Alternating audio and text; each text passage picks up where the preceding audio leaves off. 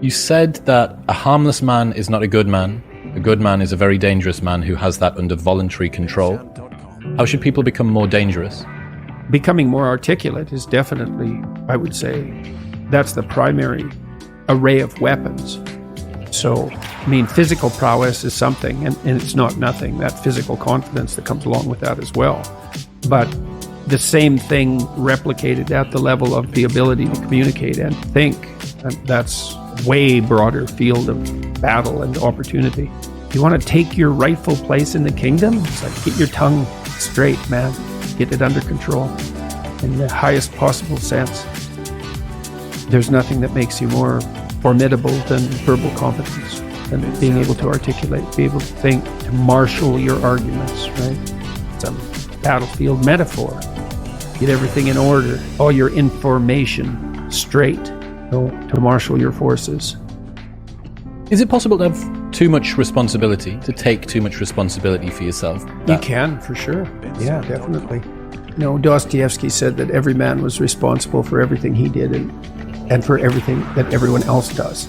It's kind of an insane statement, but also somewhat it's true in a certain sense. You do have an indefinite responsibility, and you do have an indefinite capacity to bear that responsibility, but that doesn't mean it can't be crushing.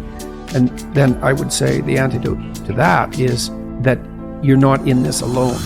As your responsibilities mount and your opportunities increase, you have to delegate more and more. It's important that you do everything you can, but there's enough for everyone to do.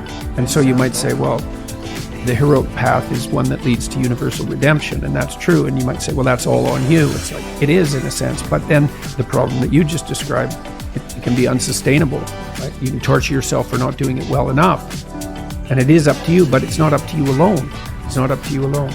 So you delegate, and you help build people around you so that they're all working in the same direction. It's an effort multiplier in any case. And you make sure that they get credit. Credit's good enough. It's not exactly right. The rewards are in accordance with their efforts, and you can distribute that.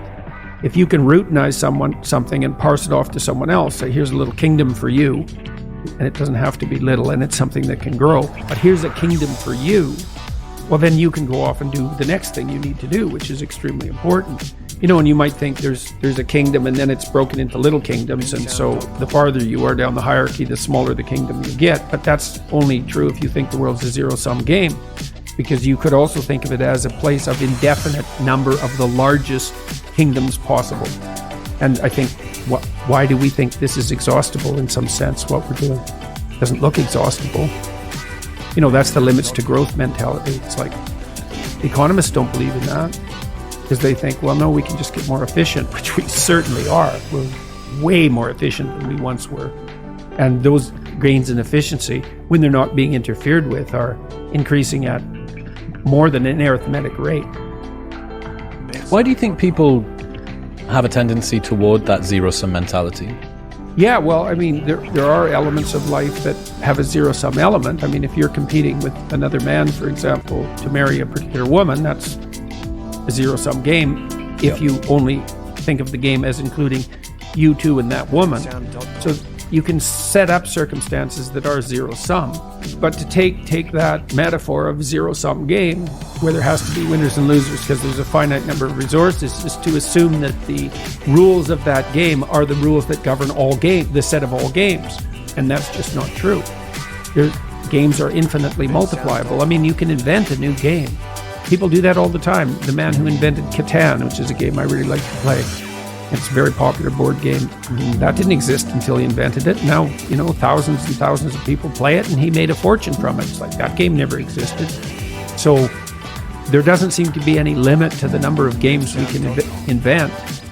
And it's a complicated problem because we are on a single planet, and some resources are more zero-sum than others, but we haven't really run into any actual zero-sum limits in terms of our, the probability of us living an abundant life on the planet.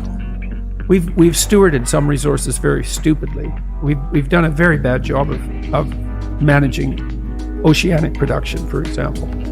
We have to be smart about our resources, but that doesn't mean they're zero sum, and certainly doesn't mean the world is a zero sum game. And that's a Malthusian idea, that population will grow till it consumes all available resources and precipitously collapse. And then why do we think apocalyptically? It's because things do come to sudden ends. People die, people get fatal illnesses, like the world you so carefully constructed can be blown apart at any moment by a random occurrence, genetic mutation that causes the cancer that kills you. Life has a fundamentally apocalyptic aspect. And we do understand that because we're self-conscious, and then it's very difficult not to apply that kind of apocalyptic reasoning to things as such. The world's going to burn up. The climate's too hot. What about runaway positive feedback loops? Because that's what the climate types are afraid of. Okay, they happen. How do we bind our apocalyptic thinking? That's a good question, man. That's a good question. We do that with the truth. That's how we do it. Through dialogue, through investigation, through exploration, through discipline, all of that. The Logos is the antidote to the apocalypse. And so what does that mean? Well, love and truth is the antidote to the apocalypse. Not the planet has too many people on it. Truth in the service of love. What do you mean by that? Well, it's a hierarchy of virtue, I would say. There's an old idea that God is the sum of all that's good. I don't think sum is exactly the right metaphor. It's more like, imagine there are eternal verities: truth, beauty, justice, love, courage, fortitude, passion. Think of all those things as virtues. So virtue is what all virtues have in common. That's the relationship of God to the good. Or you may think, how would that manifest itself in your life? Well, that might be pursuit of the good. And that's the pursuit of the good that unites all proximal goods. Well, what is that exactly? Well, it's something like belief that it would be for the best that all things flourish to the degree that that's possible. When I was a clinician, I thought of that as the good in me serving the best in my clients. And I think the desire for that to happen, that's love. So that's the desire for, say, well, take a human, bent, broken, miserable, malevolent, hurt, corrupt, weak, frustrating, disappointing, all of those things that we can lay on ourselves because of our inadequacies. It's it's easy to dismiss that. And part of that dismissal is what drives the notion that the planet has too many people on it and that we're a cancer on the face of the earth. It's not easy to love that. Well, what do you want? Well, you want the broken people to rise up out of their brokenness rather than despise them for it. And then you orient yourself towards that. You try to pull that out of people and yourself. Keep facing challenges voluntarily. Pay attention at a rate that works for you. Develop your competence. That actually stabilizes the environment around you, so it actually is less predictable and less threatening. Plus, you accrue that evidence, and you get the social support for doing so. That's your best pathway forward.